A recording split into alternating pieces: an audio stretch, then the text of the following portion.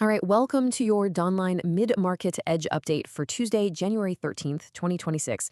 And wow, it has been a wild ride out there today. So let's just dive right in and figure out what is moving these markets.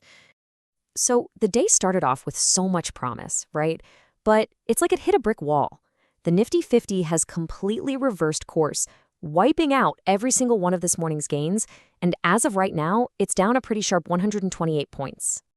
And that right there is the million-dollar question we're tackling. What could possibly be strong enough to just slam the brakes on a rally and throw the whole market into reverse? Well, that's exactly what we're going to unpack. Okay, here's how we'll break it down. We'll look at the market's tug of war, the bull case, the bear case, today's winners and losers, and finally, what to watch for as we head into the close. All right, first up, a market's tug of war. And really, that's the best way to describe today. It is a classic battle, a real midday showdown between hope and fear. You've got these long-term positive stories on one side, and then some very immediate, very real negative news pulling on the other. And here you can see the two teams pulling that rope. On the bull side, you've got this really compelling long-term story. Things like the Pax Silica initiative and the very real US-India trade talks. But then, yanking hard in the other direction is the bear case, which is all about President Trump's tariff talk and just a whole lot of geopolitical uncertainty. So, the obvious question is, who's winning this tug of war right now? Well, the India VIX, what we call the fear gauge, tells you everything you need to know. It has spiked a whopping 4% today. When you see that, it means traders are basically running to buy insurance against more drops.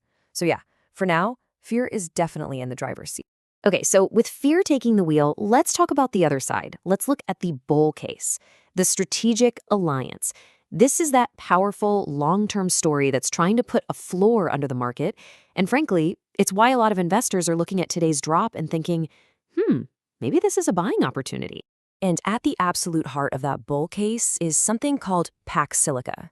Now, this isn't just some fancy buzzword. It's a huge US-led strategic plan to basically rewire the entire global technology and semiconductor supply chain. And the most important part for us, India is being set up to be a key partner in all of this, a way to rely less on China. We're talking about a potential once-in-a-generation kind of upgrade for our economy.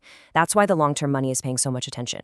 And look, this isn't just some theory or a dream for the distant future. The U.S. ambassador just confirmed that these really important trade talks are set to resume today, January 13th. That's tangible proof, right? It shows the strategic alliance is actually moving forward, and it gives investors real confidence that this big long-term story is still very much on track. But that positive long-term story is clashing head-on with a very loud, very immediate threat. So let's look at the other side of this tug of war, the tariff jitters. This is the immediate threat that has investors so rattled today. And here it is. This is the bombshell that's really shaking things up. President Trump is threatening a 25% tariff on any country that trades with Iran.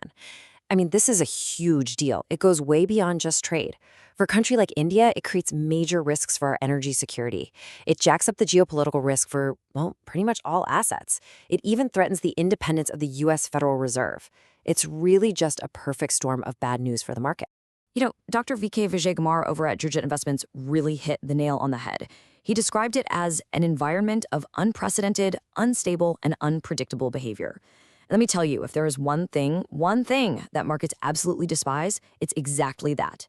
Unpredictability, uncertainty. It just spooks investors. So, with these two massive forces clashing, what's actually happening to individual stocks? It's interesting because it's not like everything is selling off. This isn't a sell everything kind of day. Instead, what we're seeing is a classic stock pickers market.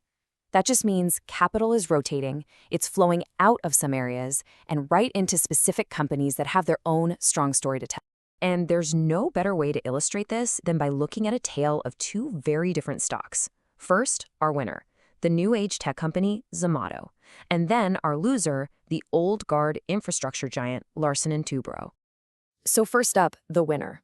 I mean, look at this. In a sea of red today, Zomato is a bright beacon of green. It's trading up a solid 4%. It's like it didn't even get the memo that the rest of the market is in a bad mood. So why is Zomato having such a great day? Well, it's its own perfect storm, but of good news. First, there's a ton of hope that it's going to be included in the MSCI index. If that happens, you could see something like $390 million in automatic inflows from funds that track that index. That's huge. Then you have Goldman Sachs coming out and reiterating their buy rating. So it's just one good thing after another, and that positive vibe is even spilling over to other new age tech stocks. Okay, now for the other side of the coin. The infrastructure bellwether Larsen & Toubro is down a pretty painful 3% today. A totally different story from Zomato, right? And it seems like L&T is just getting hit from every angle. There are some serious market concerns about a big project they have in Kuwait. Plus, the whole infrastructure and capital goods sector is weak today, and for the chart watchers out there, the technicals look really bad. The stock has broken below all of its key moving averages, which is basically a huge red flag for traders that the trend has turned negative. But you know, it isn't just Zomato that's having a good day. There is another bright spot. The entire renewable energy sector is absolutely rallying today. And this is all thanks to news that China is cutting its solar export rebates. I mean, think about that. That single move by China instantly makes Indian solar manufacturers way more competitive globally. It's just a fantastic example of how even when there's tariff fear in the air, other big global shifts can create huge opportunities right here.